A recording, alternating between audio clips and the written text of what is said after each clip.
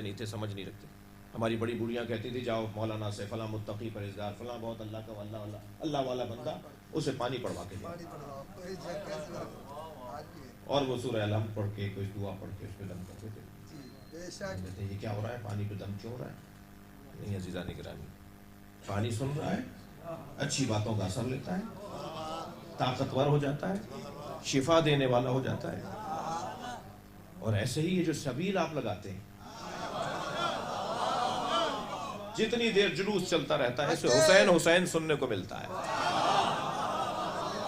مجلس کے اندر اہل بیت کا ذکر اسے سننے کو مل رہا ہوتا ہے، اور یہ طاقتور ہو رہا ہوتا ہے، طاقتور ہو رہا ہوتا ہے. نہیں چاہیے بہت ساری باتوں کی طرف جو بعض ہمارے پڑھے لکھے لوگ پڑھے لکھے ہونے پر جو اس کا تظاہر کرتے ہیں نا، دکھاوا، جراثیم فلاں، ایک ہی گلاس میں 4 آدمی کیوں پی رہے ہیں.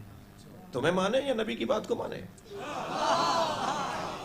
نبی تو فرما رہے سؤر المؤمن فیہ شفا، مومن کے جھوٹے میں شفا ہے.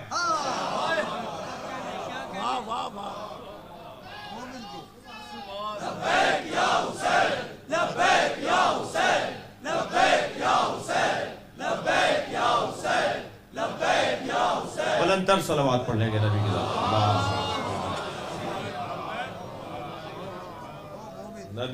نبی فرما رہے مومن کی جھوٹے میں، مومن کا جھوٹا کھانے میں شفا ہے.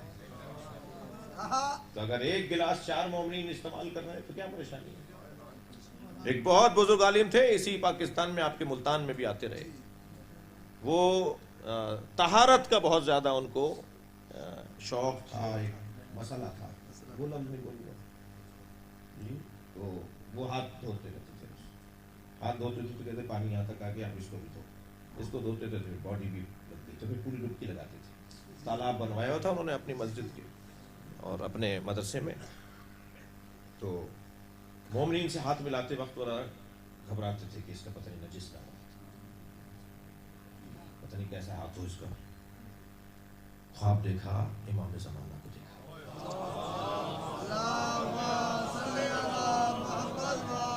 میں معمولاً اس طرح کے واقعات بیان نہیں کرتا، جو مجھے سنتے ہیں وہ جانتے ہیں کہ میں اس طرح کے واقعات دیکھا کہ امام ہے یہ بڑے آگے ہاتھ ملانے کے لیے امام نے ہاتھ کھینچ لیا. تو ہمارے چاہنے والوں سے ہاتھ نہیں ملاتے.